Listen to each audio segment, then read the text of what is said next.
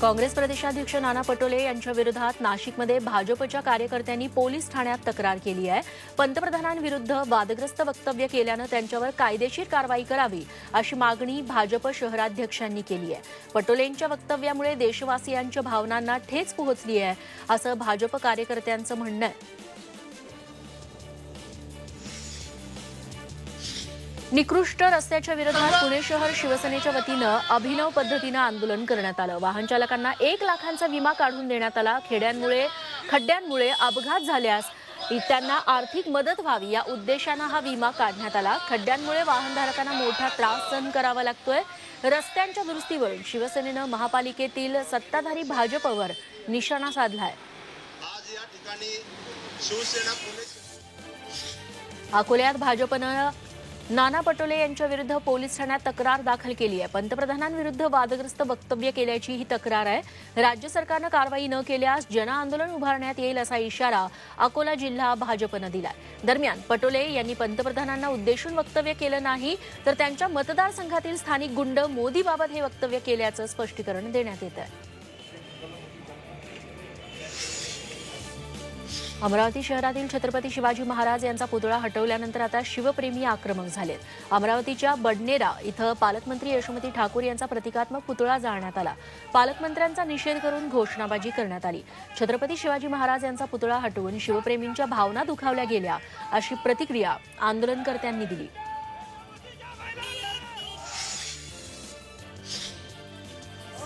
वर्ध्यात नाना पटोलेंविरोधात भाजप आक्रमक झाली आहे। शहरात भाजपची नारेबाजी सुरू असताना भाजप नेते अतुल तरारे आणि प्रदीप ठाकूर यांच्या नेतृत्वात काही भाजप कार्यकर्त्यांनी चक्क पोलीस ठाण्यात आंदोलन सुरू केलं।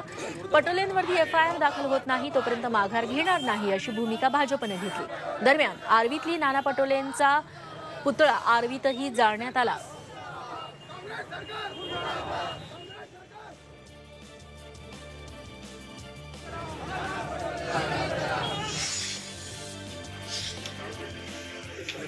परभणीतही नाना पटोलेंविरोधात भाजपनं आंदोलन केलं। नाना पटोलेंविरोधात गुन्हा दाखल करण्याची मागणी करत भाजपच्या वतीनं मोंढा पोलीस ठाण्यात ठिय्या आंदोलन सुरू केलं। पोलिसांनी गुन्हा दाखल न केल्यास कोर्टामार्फत गुन्हा दाखल करण्याचा इशारा भाजप कार्यकर्त्यांनी दिला। पंतप्रधान नरेंद्र मोदी यांच्याबद्दल काँग्रेस प्रदेशाध्यक्ष नाना पटोले यांनी केलेल्या वादग्रस्त वक्तव्यानंतर भाजप कार्यकर्ते आक्रमक झालेत। पंढरपुरातही भाजप कार्यकर्त्यांनी पटोले यांचा पुतळा जाळला, जोडे मारो आंदोलन केलं। भाजप जिल्हाध्यक्ष श्रीकांत देशमुख यांच्या नेतृत्वाखाली हे आंदोलन करण्यात आलं। पटोलेंच्या प्रतिकात्मक पुतळ्याला जोडे मारण्यात आली आणि त्यांच्या विरोधात घोषणाबाजीही देण्यात आली।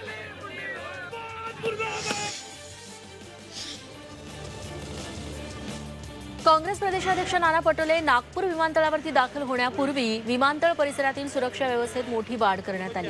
नाना पटोलेंनी पंतप्रधान नरेंद्र मोदींबद्दल वादग्रस्त वक्तव्य केल्यानंतर भाजप आक्रमक झाली आहे। नागपुरात पटोलेंविरुद्ध विविध ठिकाणी जोरदार निदर्शनं करण्यात आली आहेत। शहरातली रहाटे कॉलनीतल्या पटोलेंच्या घराच्याही सुरक्षेत आता वाढ करण्यात आली आहे।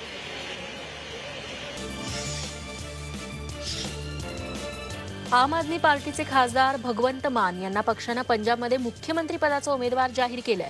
आज दुपारी दिल्लीचे मुख्यमंत्री आणि पक्षाचे राष्ट्रीय कन्व्हेयर अरविंद केजरीवाल यांनी ही घोषणा केली। मुख्यमंत्री पदाचा उमेदवार ठरवण्यासाठी पक्षानं जनतेतून मतं मागवली होती। त्या आधारे भगवंत मान यांच्या नावाला सर्वाधिक पसंती असल्याचं केजरीवाल यांनी जाहीर केलं।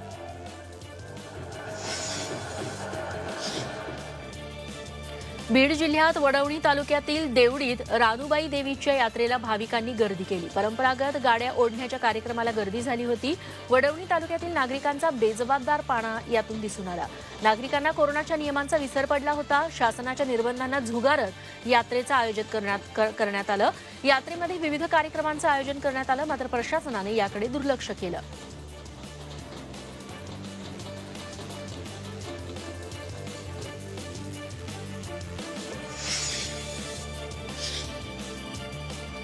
हिंगोलीतील Kapileshwar sugars and chemicals limited कारखान्याच्या गेटवर शेतकऱ्यांनी गळफास आंदोलन केलं।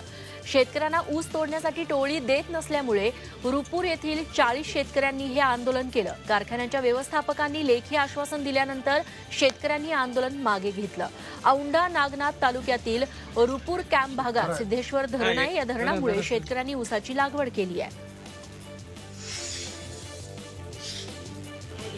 लातूर जिल्ह्यातल्या हजारो शेतकऱ्यांना पीक विम्यापासून वंचित ठेवल्याचा आरोप किसान सेनेनं केला आणि पीक विमा कंपनीच्या कार्यालयाला लातूरमध्ये टाळं ठोकलं. Agriculture insurance company of India लिमिटेडच्या लातूरमधल्या कार्यालयाचं शटर डाऊन करून हे आंदोलन करण्यात आलं. जिल्ह्यात 30 ते 40% शेतकऱ्यांनाच पीक विम्याची रक्कम या कंपनीनं दिली आहे.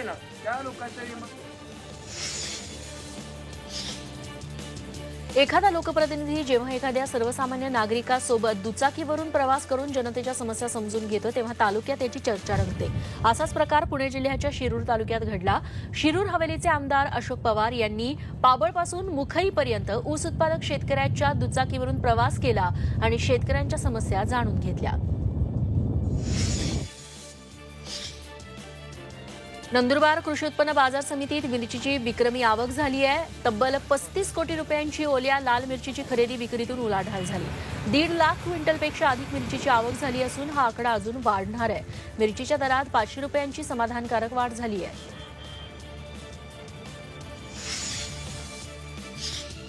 वाशिमच्या कृषी उत्पन्न बाजार समितीत सोयाबीनचा भाव घसरला. या बाजार समितीत 2021च्या वर्षअखेरीस सोयाबीनला 7,100 रुपये प्रति क्विंटल दर मिळत होता.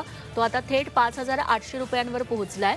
तर बिजवाई सोयाबीनला 7,200 ते 7,300 रुपये प्रति क्विंटल दर मिळायचा. तो यंदा 6,500 रुपयांवर पोहोचलाय. त्यामुळे सोयाबीन उत्पादक शेतकरी चिंतेत आहेत. नाशिक जिल्ह्यातील येवल्यातल्या चांदवड इथं नागरिकांनी प्रचंड गर्दी करत आठवडी बाजार भरवला. चांदवड नगर परिषदेतर्फे आवाहन करूनही नागरिकांनी आणि दुकानदारांनी प्रशासनाच्या आदेशाकडे दुर्लक्ष केलं.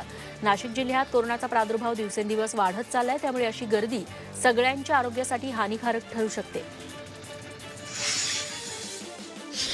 बारामतीत गेल्या काही दिवसांपासून कोरोना रुग्णसंख्येत मोठ्या प्रमाणात घट झाली होती. मात्र आता कोरोना रुग्णांच्या संख्येत हळूहळू वाढ होतीये. कोरोना रुग्णांची 100 पार केलेली आहे जिल्ह्यात. त्यामुळे बारामतीकरांची चिंता वाढली आहे. काल झालेल्या तपासणीत कोरोनाचे नवीन 170 रुग्ण बारामतीमध्ये सापडलेत.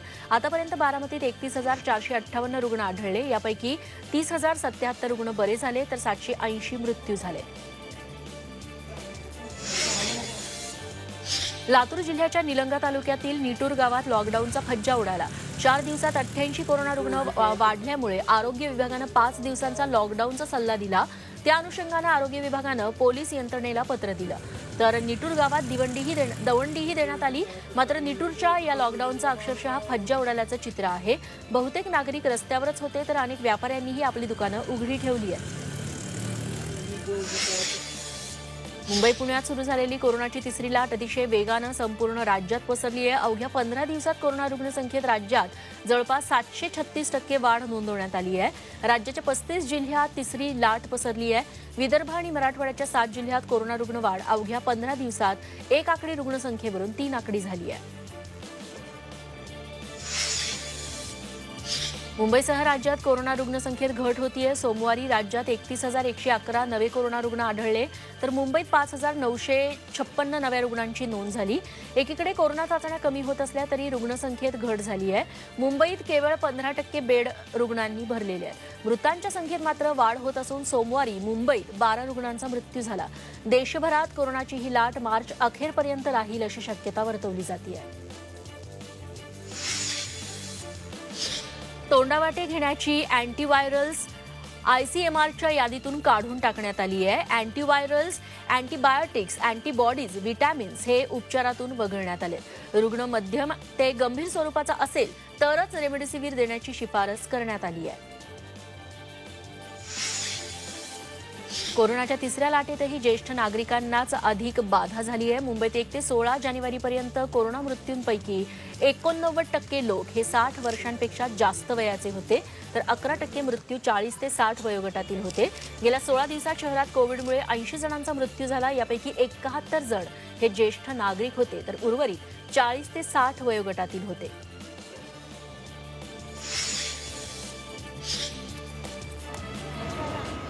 कोरोना प्रतिबंधक लसीकरणाच्या वर्षपूर्तीनंतरही राज्यातील ग्रामीण भाग लसीकरणात पिछाडीवर आहे. राज्यातील जवळपास 20 जिल्ह्यांमध्ये दोन्ही लसमात्रा घेतलेल्या नागरिकांचं प्रमाण 60% आतच आहे. ग्रामीण भागात रुग्णांची संख्या वाढत असल्यानं लसीकरण वेगानं पूर्ण होणं गरजेचं असल्याचं मत तज्ज्ञांनी व्यक्त केलंय.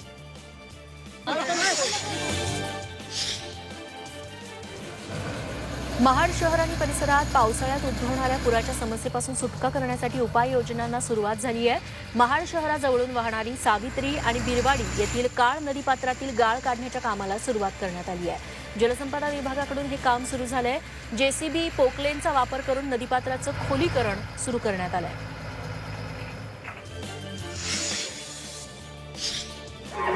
रायरेश्वराचा इतिहास दर्शवणाऱ्या भारतीय टपाल पाकिटाचं विशेष प्रकाशन रायरेश्वर किल्ल्यावरून करण्यात आलं. विशेष म्हणजे या पाकिटावरती रायरेश्वरावरील इतिहास, इथली भौगोलिक रचना आणि वनस्पतींचं महत्त्व दर्शवण्यात आलंय. पुणे डाक सेवा विभागाच्या संचालिका सिमरन कौर यांच्या हस्ते हे प्रकाशन करण्यात आलं. या प्रकाशन सोहळ्यासाठी 18 पगड जातीतील मावळ्यांचे वारसदार, शेतकरी आणि स्थानिक ग्रामस्थ उपस्थित होते.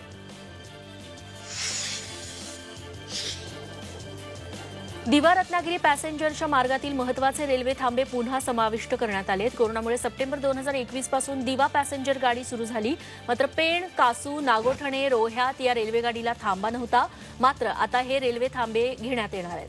तसंच नव्या वेळेनुसार दिवा रत्नागिरी पॅसेंजर गाडी दिवा स्थानकातून दुपारी 3:20 सुटणार आहे. प्रजासत्ताक दिनाला अवघा आठवडा शिल्लक आहे. त्यासाठी नवी दिल्लीत जोरदार तयारी सुरू आहे. नवी दिल्लीत कडाक्याच्या थंडीतही पहाटेच्या वेळी सैन्य दलं संचलन करत आहेत. विविध सैन्य दलं सध्या आपल्या पथकांची विजयपथावरती तालीम घेत आहेत.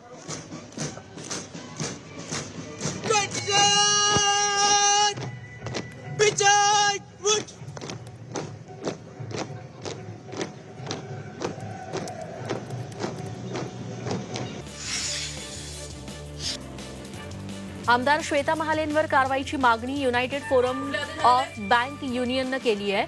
चांडोळमधल्या बँक ऑफ महाराष्ट्रमध्ये महाले यांनी बँक मॅनेजरला धारेवर धरलं. अतिवृष्टीचे पैसे शेतकऱ्यांच्या खात्यात का जमा झाले नाही, खात्याला होल्ड का लावला, अशी विचारणा महालेंनी बँक अधिकाऱ्यांना केली. आपला फोन का उचलत नाही म्हणून मारण्याची धमकीही दिली. याबाबत गृहमंत्र्यांना पत्र पाठवून कारवाईची मागणी करण्यात आली आहे.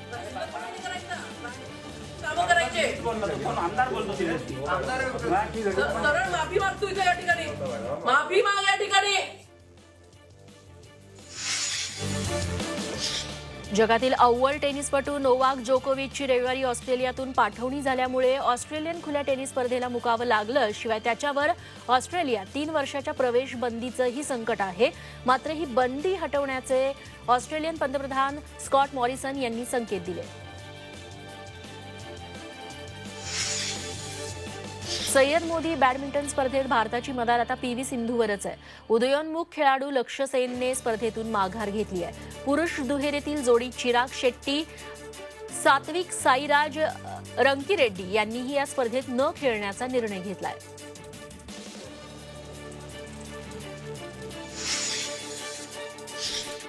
भारत आफ्रिका एकदिवसीय मालिकेत 4थ्या स्थानावरती कुणाला फलंदाजी करण्याची संधी मिळणार याकडे सगळ्यांचं लक्ष लागलंय.